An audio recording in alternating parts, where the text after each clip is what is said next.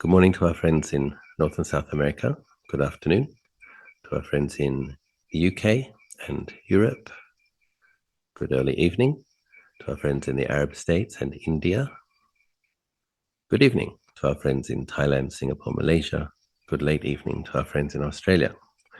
Nice to see you all. It's been a few weeks. Recently returned from Australia, visiting my mum and doing some Sangha activities with Ajahn and Ananda. It's a good trip. It's also good to be back. Nice to see you. I believe we have some questions. Shun Xian. Question 1. Dear Ajahn, is a puthujjana, ordinary worldly being, capable of expressing kindness in a way that is not rooted in greed, currying favour, or acquiring gains in society, etc.? Thank you. I believe the answer is yes. To be a human being, there's a certain amount of goodness that needs to have been generated in the mind in previous lives, actually, to get the human birth. So there's already a certain amount of goodness there. And I think we can get, because of the way modern media works, we can hear constantly bad news and we forget to notice the kind gestures that people make. But human beings make kind gestures towards one another all the time. So you might notice the person that cuts someone off in the road or the person who pushes in front of you, but there are just as many people who open a door for someone and who stop and let someone go before them. And it's good to train ourselves to start noticing, to set the intention to notice when people make a kind and generous, good-mannered gesture towards someone they may not even know. And used to attend His Holiness the Dalai Lama's teachings for many years, various places around the world, back when he was teaching more. And he would say this. He would say that he believes the basic nature of human beings is goodness. And he says the evidence that would support that is that human society basically more or less holds together. There are, people make roads, people collect rubbish, there is water, there is electricity. It's like if our nature was bad, we wouldn't be able to cooperate to that degree. So he was saying that human society is generally quite well organized, and we rely upon each other doing services and duties to keep it all holding together. And of course, there's plenty of exceptions of when people break the law, but in general, most people aren't in jail. So most people are behaving fairly reasonably most of the time. And we all can have some rough patches.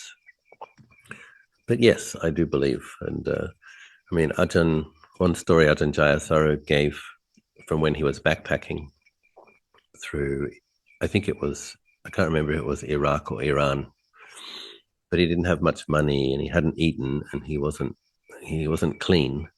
He was a kind of a hippie backpacker making his way towards India at the time.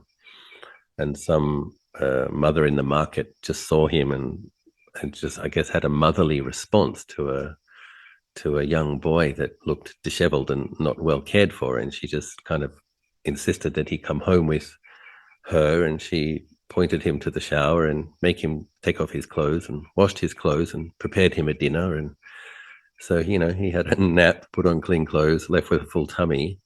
And they didn't share a single word of language together. But that was just a mother seeing somebody's child, recognizing that he was in need of some care and responding with that care. And so I think that's a pretty ordinary human response. And one of the things that's interesting, because I've met some really wonderful monks in my life, and previous generation of monks, it was not uncommon for them to walk to and from India. And when they walked to and from India, they did depend upon alms from complete strangers. And somehow they made it there and somehow they made it back. And that was from people who were not Buddhists, basically traveling through these mountainous areas. And the ordinary people in the villages, different religions. Some of them would have been Christian, some of them would have been Muslim, many of them would have been shaman. But seeing a stranger wandering through in need of a meal, you fed these bhikkhus.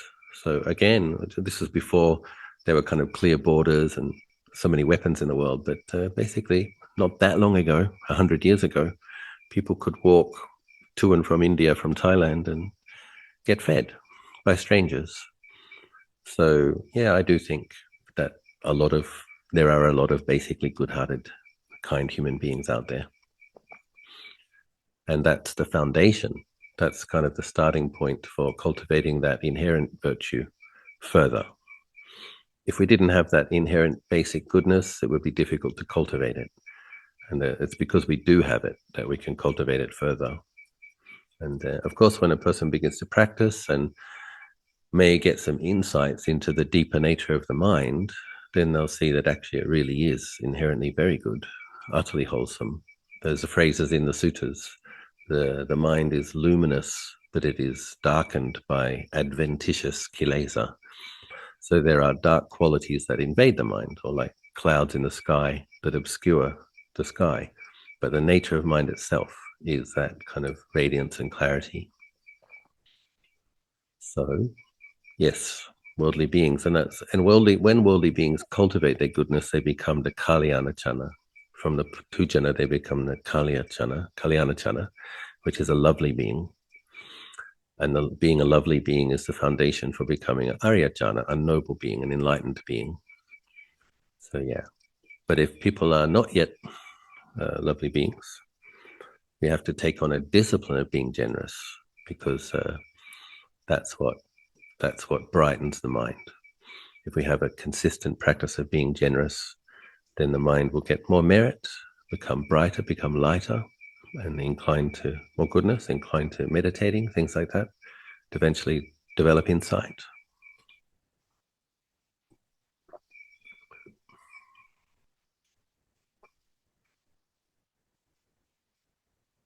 I remember sitting on a train back in Malaysia a long time ago as a backpacker, and this woman just shoved a bag of rambutans on my lap and just told me to eat them.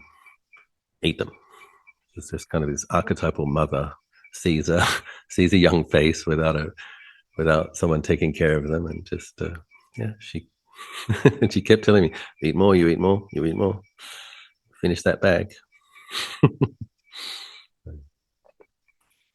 Question 2.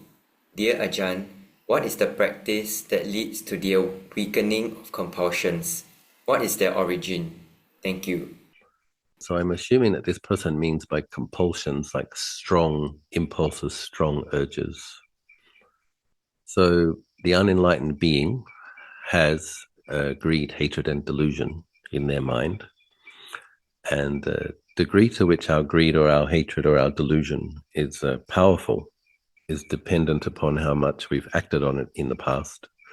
So if we've been very greedy for many lives, or very lustful, or very covetous, if we've made karma with that again and again and again, hundreds of times, thousands of times in one lifetime, 1,000 lifetimes, 10,000 lifetimes, then you can see that these energies get rooted in the mind and get some power behind them. And so in the Visuddhimagga, based on the suttas, Lord Buddha describes that there are 3 types, main character types. There's the greed type, the aversive type, and the deluded type. So we all have greed, hatred, and delusion, but we will tend to have more of one. And so that just means that the greedy type, that's the person that really likes delicious tastes, lovely fragrances, special sights.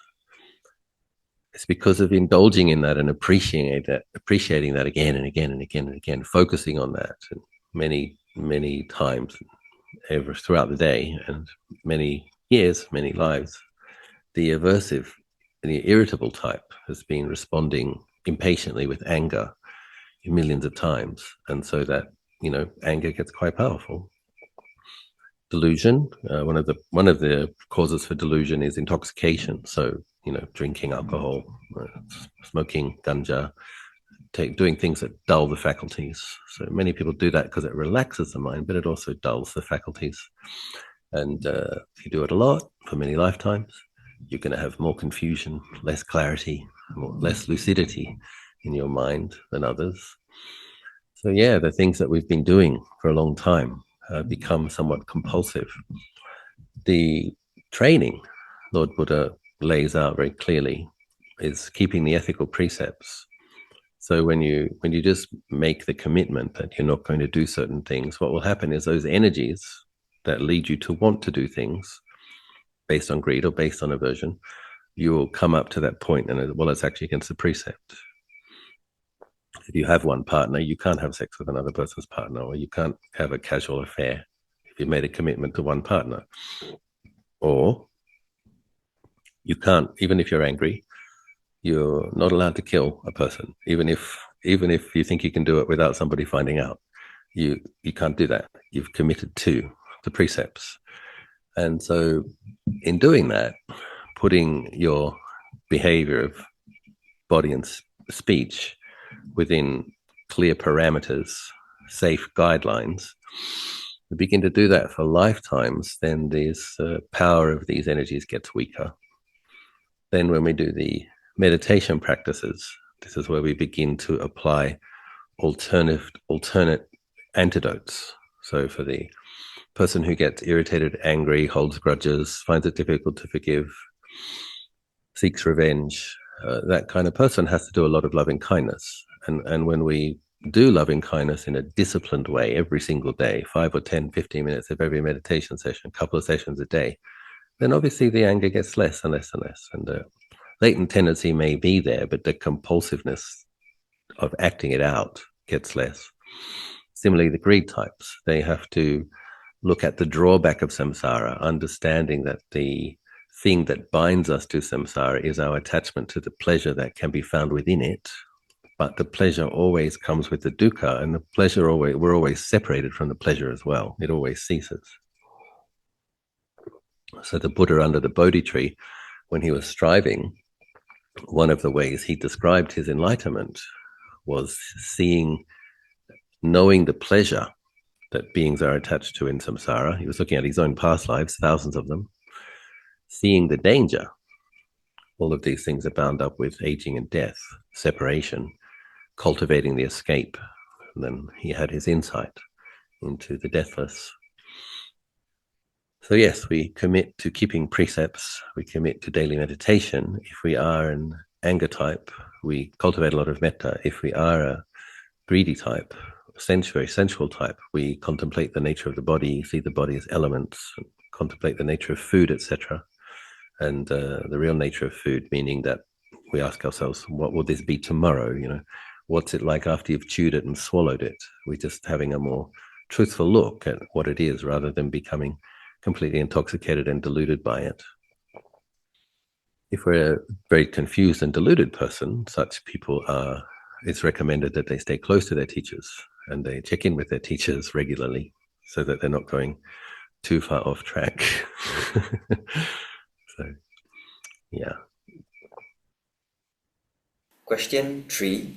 Dear Ajahn, what is right effort and how do I sustain my efforts continuously? Thank you. So I'm sure Lord Buddha in the suttas will explain what he considers right effort to be. There are some interesting, succinct, pertinent teachings in the suttas which make one think. One of the things Lord Buddha said on one occasion was, if you could see your situation accurately, you would practice as if your hair was on fire. It's not a kind of a wishy-washy, half-hearted, please meditate 10 minutes a day statement, is it? But what do you do with a teaching like that? Like, if I'm supposed to practice like my hair's on fire, would I wake up and I'm anxious and I run around frenetically? Oh God, I need to get out of samsara. I need to get out of samsara. That's not going to work either. But his point is, samsara is dangerous, and we need to, while we have the opportunity to practice, we really need to do it, and we should do it a lot, as much as possible. So for me, right effort means as much as is possible, in a way which is sustainable. So you want to be, and I think the best approach to that, at least in my experience, is increasing your efforts slowly but steadily over a period of time, so that, you know, if we really, okay, just decide from tomorrow I'm going to meditate 3 hours a day. If you've been doing half an hour and you decide, nope, that's not enough, from tomorrow I'm going to do 3 hours a day, probably you're not going to be able to sustain it. It's just you're going to get anxious, other things will fall off the page. I do think people should meditate 3 hours a day, and that's my opinion. But how are you going to get there? Well, you start with 15 minutes, you get to half an hour, you increase to 45 minutes. You stay at that level for a while, then you add a second session of 15 minutes. And then you stay at that level for a while, and you're doing your 45 minutes and half an hour. Ideally, you'll see the benefit of that. So this is the way we train ourselves. It's like you're really consistent about doing a 45-minute sit before you go to work, go to bed a bit earlier, get up a bit earlier, sit before playing with your phone, and then see the benefit of that. Find a time in the middle of the afternoon or before you sleep, do another session, sleep better, feel less anxious. You see, oh, this is really beneficial. What happens, in my experience, is an experience of many people who I've taught over the years, is that if you can commit to that, oftentimes at the end of 45 minutes sit, the mind's kind of peaceful. You don't even want to get up. It's not that difficult to sit for 15 more minutes. If you've been really consistent with the 45 minutes for 6 months, for example, sitting an extra 15 minutes, going from 45 minutes to an hour is not difficult. Similarly, if you've established the habit of sitting for 15 minutes or half an hour at night, once you've established that discipline after 6 months, making it 45 minutes is not that difficult. So it's like a slow and steady but determined increasing of one's efforts, and being quite determined not to slip back. And if you do slip back, you need to make some kind of gesture of like going to do a retreat or something, or make some gesture of making up for it. And but you know, certain examples come to mind when I think of Luang Por Chah.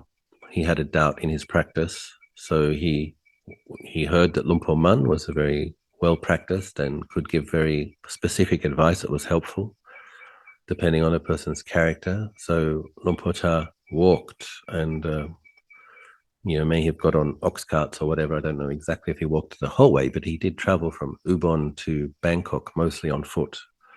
That in those days, that was no small thing. And then he got to Bangkok and he heard that Luang Por Man had gone back to Ubon, so he walked back. There's just this, okay, you've got a doubt. You want to resolve your doubt. You've heard there's a teacher, so you will go and find that teacher, even if it means walking 700 kilometers south and 700 kilometers north. It's like, you know, that's one example I think of right effort. It's like we mean it, serious about this practice, and we're going to put a good effort into it.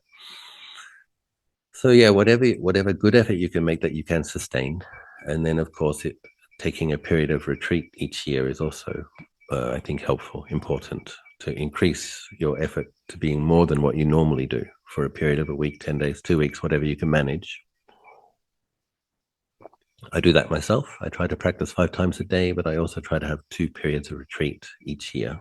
So this is how oftentimes it's during the retreat that you're more likely to have an insight or experience some deeper samadhi. But the consistency of the practice before that also conditions that, helps to create the merit, helps to the mind to come together in that way when the conditions are conducive. So yeah, the effort to abandon the unwholesome, the effort to cultivate the wholesome, and cultivate the mind.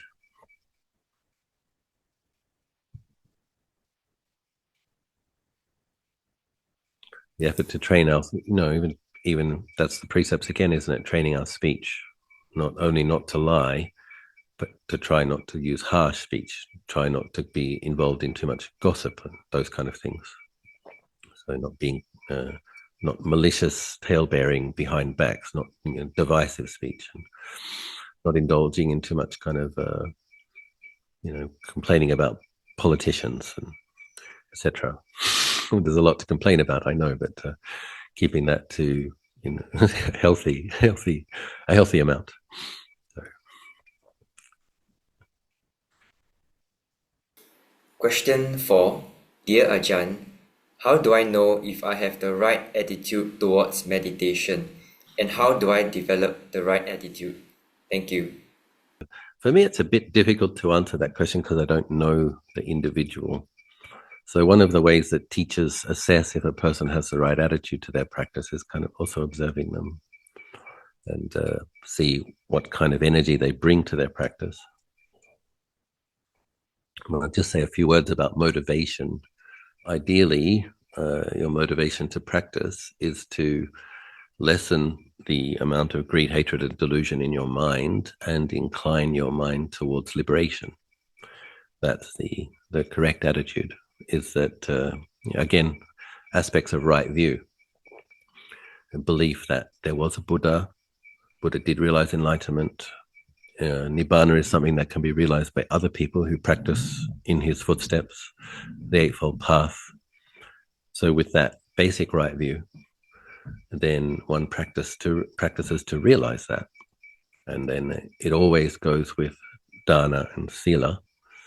Lord Buddha describes his own training as dharma vinaya. It's the teachings and the discipline, the training. It always goes with the discipline. So Lord Buddha would teach a gradual training. He would teach people to be generous. He would teach people to be ethical, keep virtuous precepts, ethical precepts, and then commit to these daily meditation disciplines. And aspire to be harmless, do good towards others, or at least not harm them, and then cultivate your virtue further. It's good to check when you come to meditate if there's too much willfulness that something in the mind thinks it's going to kill the self view. This is very dangerous. People sometimes get the idea that they're going to practice not self, or they're going to destroy the self or hate the self until it's annihilated, and that can't be done. So being contentious with the self view never helps the situation. You're not going to destroy it with ill will. It's just a different kind of a self, an angry self, practicing self-harming. So it doesn't work.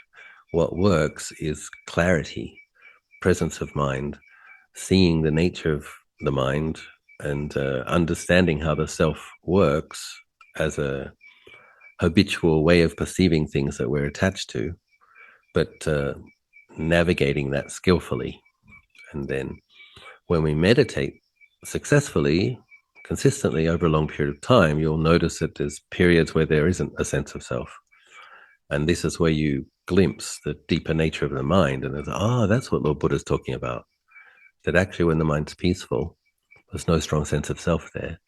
When the mind has an insight and there's some letting go, there's no sense of self there. And we begin as meditators to experience what it's like to have a body and mind without perceiving it as a self. And that's what's meant by not self.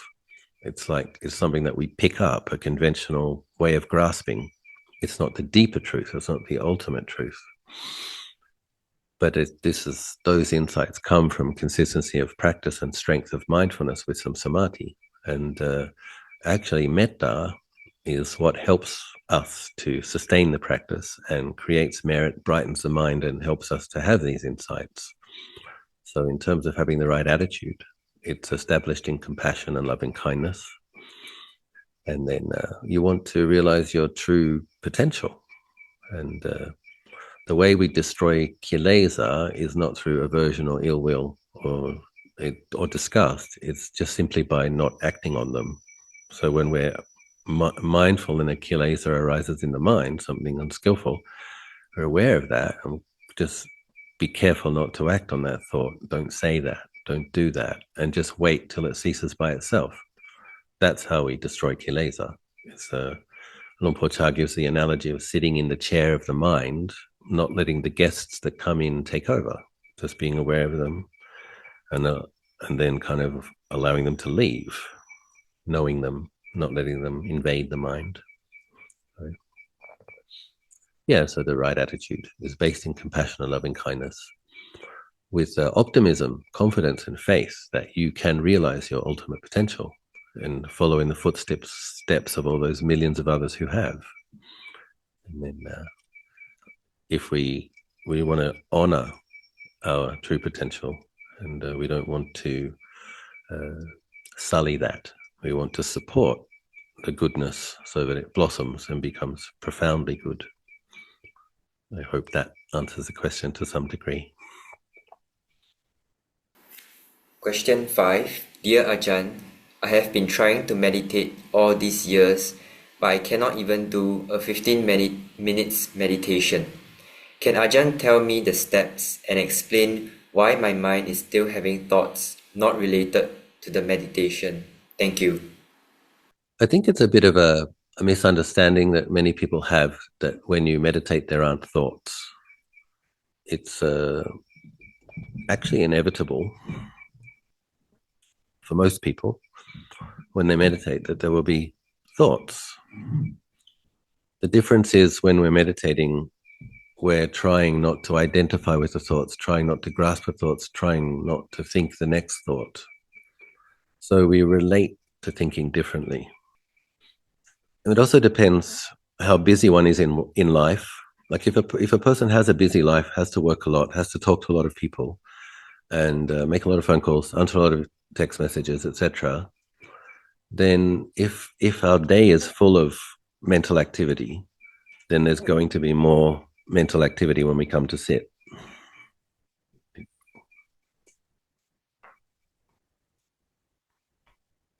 So in some respects, for modern people who have to work a lot, think a lot, engage a lot, because even like writing messages, it's still articulating. If you're not speaking to the person, if you're formulating thoughts, sending off those messages, thinking about what you're going to write to the next person, you're having an inner dialogue, you're having conversations. So you're making karma with articulating thoughts.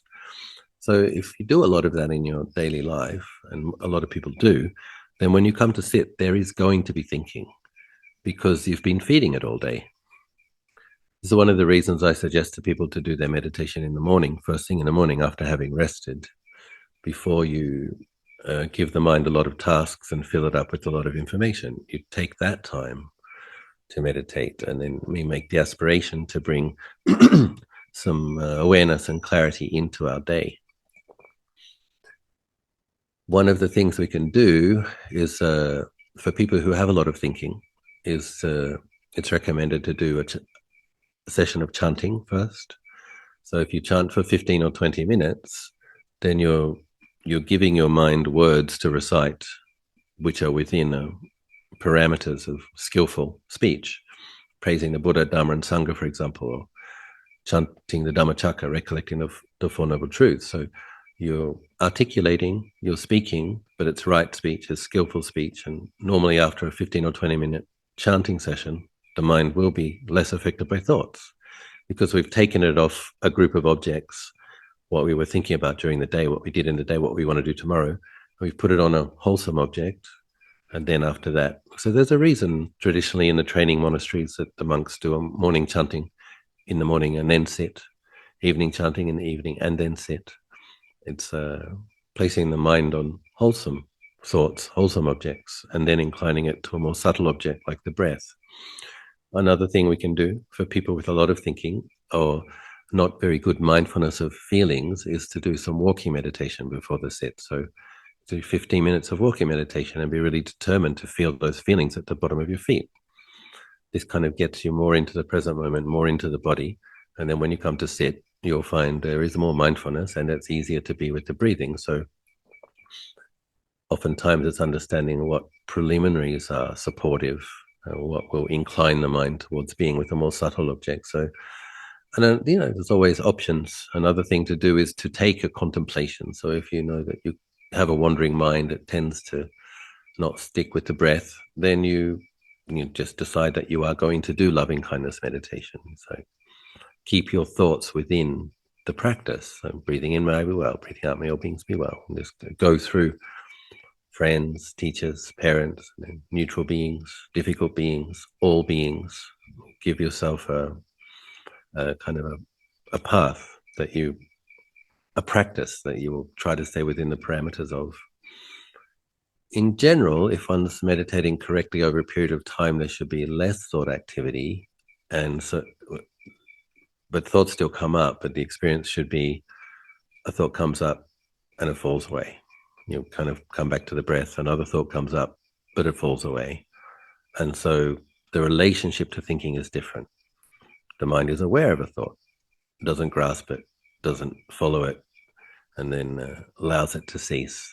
And one can actually develop insight with that practice, just by seeing a thought arise, seeing a thought drop away. There's nothing wrong with that. And it's only very advanced practitioners that can place their mind in an absorption on one in-breath.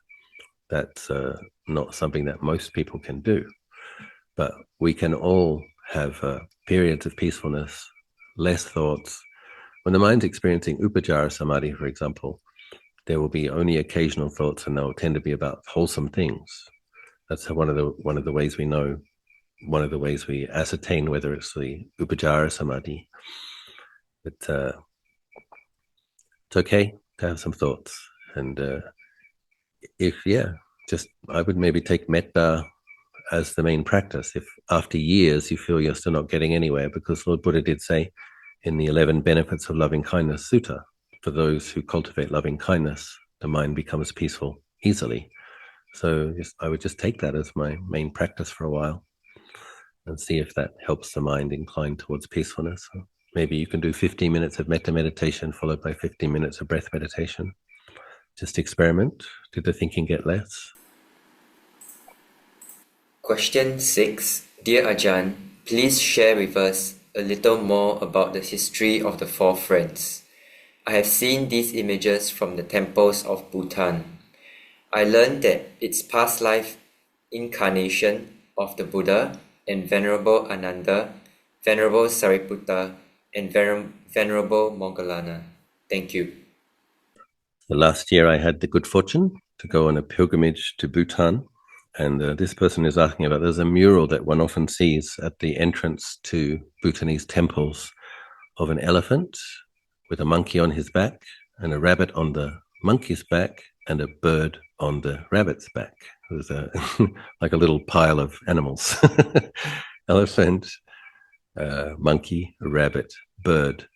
And so the legend has it that because they were virtuous beings who were in the animal realm, even when they were in the animal realm, they practice virtue. So they wanted to know among themselves who was the most senior so that they could give due respect. And so they asked, well, how are we going to work that out? And so there was a big tree there, and they asked, they worked out from the earliest memory of the tree that each animal had. And it turned out that the bird remembered actually pooing there, and that poo sprouted, and that became the tree. So it turns out that the bird was the oldest, and the elephant had walked by when the tree was already half grown, but the others had known the tree when it was smaller. So they were able to work out when each one was born and who was the most senior. And then they also cooperated. Apparently they cooperated. So as the tree grew, it became more difficult for the rabbit, for example, to eat the fruit. So when the monkey would help get the fruit and the bird would help get the fruit, and they would be generous towards one another. And apparently there was a human, like a town not that far away, a city. And that's right. These animals also taught other animals how to be virtuous, like how to keep the precepts, not to kill, not to practice sexual misconduct, etc. And this is interesting, by the way, isn't it? Because one of the things that I notice in Bhutan is there's this type of crane. You go to this crane sanctuary where the cranes have flown down from Siberia and Russia. Even in this place, which was the crane sanctuary, it's like -20 at night, and somehow the birds survive. I don't know how cold it was in Siberia, for goodness sakes. But anyway, I was like so scared that night. Ajahn, the other goes -20, put more logs on the fire. And but the cranes survived outside. And but they mate for a lifetime. Like the cranes choose a mate and they stick with that mate for their whole life. It's very interesting. And I think geese do the same thing. And so there is virtue sometimes in the animal realm. they can at least commit to one partner. They're not having divorces or affairs and subsequent marriages. And pretty high standard, actually. And so kudos to the cranes. What was I saying? Oh, yes.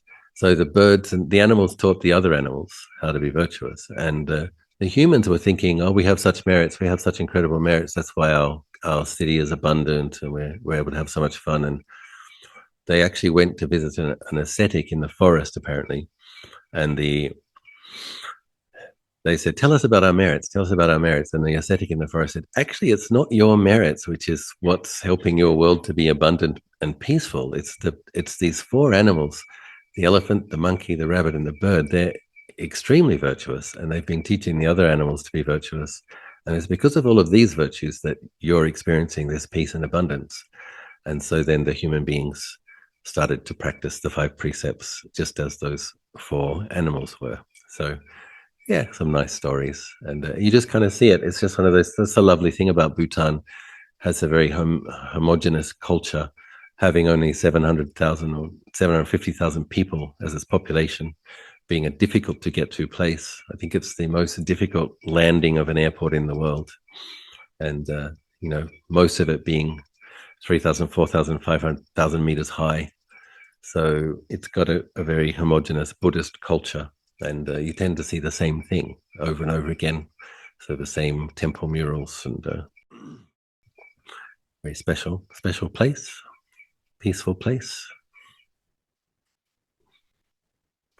And I learned that if you have a wood fire, even if it's minus 20 outside, you won't die. You don't die. I was a bit embarrassed. I was like, had to take off my clothes because it was so hot inside. Because he put so many logs in the fire. I was just looking at the weather app. Minus 20. Oh my God, we're going to die. But anyway, we didn't die.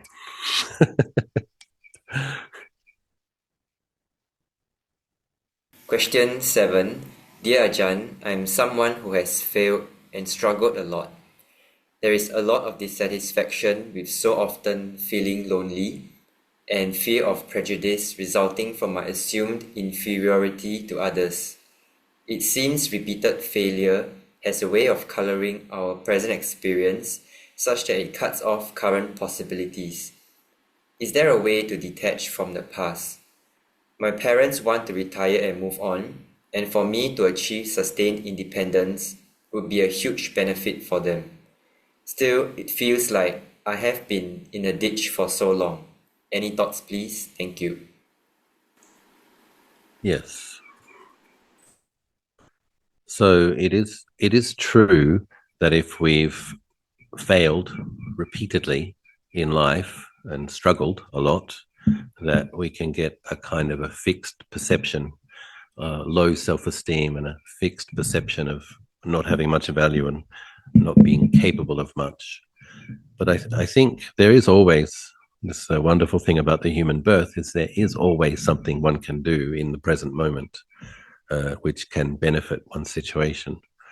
And so I would suggest to this person an intensive metta practice. And then metta has a few modes. So the way I practice metta is the first part of it is when I come to cultivate loving kindness, I lovingly accept the situation as it is. So I have a look at what's present in the mind. And so that might be, for this person, that might be a feeling of not much worthiness or some withholding of goodwill, some sense of judgment. And so one has to bring kindness to the fact of that experience in that present moment. I lovingly allow this to be just the way it is. I lovingly accept this. Breathing in, may I be well, may I be happy. And this loving acceptance is very powerful, because I believe it helps us then to move on to other perceptions. But it's almost like there's a hungry ghost in the heart that needs healing. And so you need to just keep pouring love in there until the hungry ghost isn't a hungry ghost anymore. It's like elevate it from that state to a human state where there's some basic okayness. And so it's okay if you come to meditation and you feel useless, you feel worthless, you don't think you're ever going to succeed. So that's a starting point for this person. And then it's like, well, metta is your practice. That's a suffering being right there. It's breathing in, may I be well. Breathing out, may I be happy. Breathing in, may I be well. Breathing out, may I be happy. Do it for half an hour. And the good thing about this is that there's enormous potential here, because in cultivating loving kindness, it actually produces an enormous amount of merit. And merit is something that transforms lives. So even if we just did that, even if you start with may I be well, may I be happy, may I be well, may I be happy for half an hour, and you do feel some moments of true loving kindness, if you do that every day, you're increasing your merits, you're brightening your mind, you're laying down new perceptions, new ways of perceiving and experiencing your life. And then, of course, the next part of loving kindness is when we consciously radiate the energy of goodwill, the loving kindness, unconditional love. There's various ways you can say it, but it's a very, very pure type of love. It's not romantic love. It's not love based in attachment. It's just pure goodwill, friendliness, kindness. So once you've got some basic acceptance established in the heart, then it's like you actually aim positivity in there. May I be well. May I be happy. May I be well. May I be happy. And sometimes we can use visualization. I've often encouraged people to imagine a lotus in the heart and see that lotus is made of white light, and that white light radiating gold light, just filling that heart center with white and with gold. And then I believe if the person is really sincere and really disciplined with this, their life will change. The way they perceive themselves will change. It's as being a person with a lot of potential, a lot of possibilities. And those little drops of merit over a period of time will increase. And merit will attract opportunities into your life. But like anything, if we have a decades-long habit of grasping things in a certain way and piled up a pile of evidence that we look at and we judge ourselves by, then one is going to have to be heroic in one's efforts to change that. So you do need to be very determined and very consistent. And but absolutely, it can change. And the loving kindness practice will help you to have some more hope or more confidence as well. That, this human situation is one with infinite potential for cultivation. We can cultivate our minds to incredible degrees. The thing that leads to an incredible degree of development is a consistent and unrelenting practice. We just keep plodding along until it gets better and better and better, and it does with more and more practice. So I encourage that person to please be diligent and heroic and consistent with the metta practice. And it's just like pouring in light into a dark space. You're in a dark space, you can't see the way out, you can't see the options, you can't see the way ahead. But if you keep pouring in light, pouring in light, pouring in light, you're going to start seeing, oh, there's one option, oh, there's another option. It's like you've got a flashlight. You can look at other options, see things differently. And, so I wish this person all the best in getting out of that hole and walking on the path of cultivation.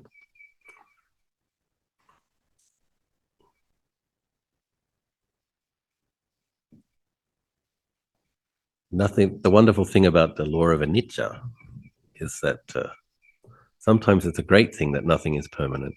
If you have a fixed negative perception and you're withholding of loving kindness, you hate yourself. But that's an impermanent phenomenon as well. You can, if you're diligent, become a Brahma Deva with the name Refulgent Glory. I'm not recommending that's what you do. I'm just saying it's one option, that you can go from like hating yourself to being a Brahma Deva with a fabulous name, spreading loving kindness to the extremities of the conditioned world. I mean, that's what is possible when you have a human body and mind. And so I offer this for your reflection. Hope something I've said has been helpful. Hope to see you again next time. Take care, everybody.